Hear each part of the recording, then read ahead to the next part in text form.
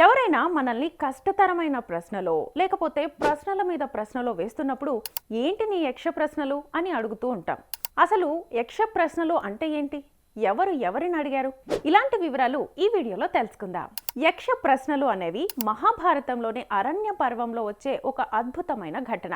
యక్షుడు ధర్మరాజును పరీక్షించడానికి అడిగే లోతైన ప్రశ్నలే యక్ష ప్రశ్నలు. నిజానికి యక్షుడు ఎవరో కాదు, యమధర్మరాజు. పూర్వం మహాభారత అరణ్య పర్వంలో పాండవులు అరణ్యవాసంలో ఉన్నప్పుడు ఒక బ్రాహ్మణుడు పాండవుల వద్దకు వచ్చి తన అరణి లేడి కొమ్ములలో ఇరుక్కుని పోయినదని దానిని తెచ్చి ఇవ్వవలసిందిగా ఆ బ్రాహ్మణుడు కోరాడు.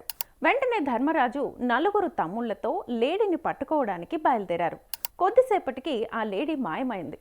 వెతికి వెతికి అలసట చెంది మంచినీరు తీసుకురమ్మని నకులుని పంపాడు. నకులుడు ఎంతసేపటికి రాకపోవడంతో సహదేవుని పంపించారు. అదేవిధంగా అర్జునుడు, భీముడు ఎవ్వరూ కూడా వెళ్ళిన వారు తిరిగి రాలేదు. చివరికి ధర్మరాజే బయలుదేరాడు.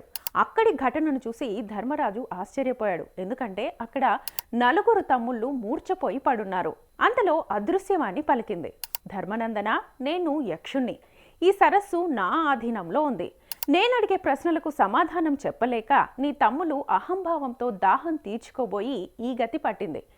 నీవైనా నా ప్రశ్నలకు సమాధానం చెప్పి దాహం తీర్చుకో అన్నాడు యక్షుడు. సరే అన్నాడు ధర్మరాజు. అలా యక్ష ప్రశ్నలు వచ్చాయి.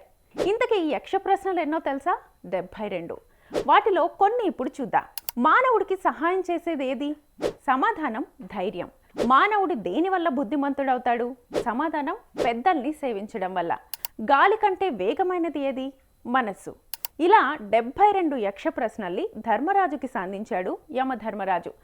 ధర్మరాజు జ్ఞానం, ధర్మాన్ని పరీక్షించడానికి యమధర్మరాజు ఈ ప్రశ్నల్ని సంధించాడు. అందుకే వీటిని యక్ష ప్రశ్నలు అని అంటారు.